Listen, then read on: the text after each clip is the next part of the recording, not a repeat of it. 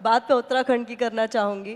वहां पर uniform civil code लागू हो गया, पूरे देश में लागू होना चाहिए, इसको लेकर लंबी बहस चली। एक देश, एक कानून, एक समान अधिकार, एक समानता का भाव देश में क्यों नहीं होना चाहिए? एक देश में दो झंडे, दो कानून, ये जो पूरा दोगलापन कैसे चल सकता है? तो एक देश में एक विधान होना ही चाहिए। तो समान नागरिक संहिता ये तो हमारे संविधान की मूलभूत भावना है। संविधान की जो आत्मा, the soul aspect of our constitution is equality.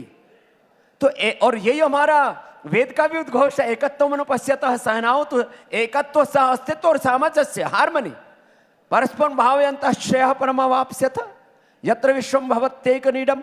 तो संविधान की मूल आत्मा के अनुरूप है समान नागरिक संहिता, और उसका प्रारंभ उत्तराखंड से हुआ है। मैं आश्वस्त हूं कि धीरे धीरे पूरे देश के राज्यों में, पूरे देश में समान नागरिक संहिता ही नहीं होनी चाहिए, समान नागरिक संहिता भी होनी चाहिए, जनसंख्या नियंत्रण भी होना चाहिए, और इस देश के अंदर सभी दिशाओं से सबको एक स्वर से यह मानना चाहिए, हमारी मजहबी मान्यताएं जो भी हो, हम भारतीय होने का गौरव अनुभव करें, राष्ट्र धर्म को, राष्ट्रहित को सर्वोपरि माने।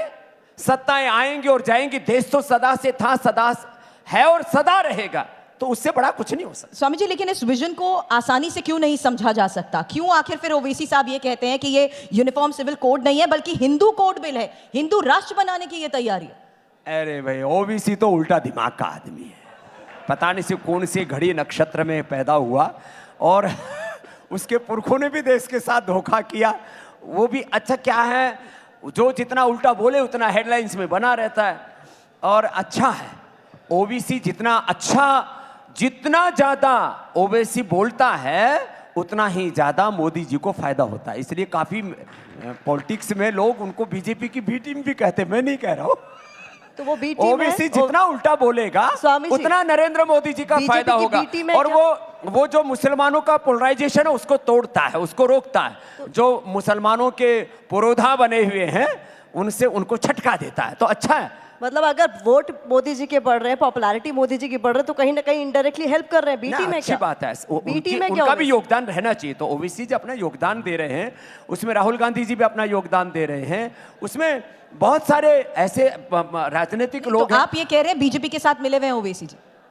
नहीं, मैं कह रहा हूं आज मोदी जी की जो लोकप्रियता है उनका अपना पुरुषार्थ तो है ही, इसमें बहुत सारे विपक्ष के नेताओं को, जो सनातन को कीड़े मकोड़े बोलते हैं, जो भगवान रामकृष्ण को अपशब्द कहते हैं, जो अलग अलग प्रकार से भारत और भारतीयता के ऊपर प्रश्न खड़े करते हैं, तो इसी जो मोदी जी को पता नहीं उनकी जाति के ऊपर, उनके माता पिता के ऊपर, उनके जीवन के ऊपर कई तरह से, तो जितना भी कुछ हो रहा है ना भाई, मोदी जी की 400 पार जो आए या ना आए, यदि ये सारे विपक्ष वाले ऐसे उल्टे पुल्टे बोलते रहे तो फिर तो 400 पार लगी जाएगी।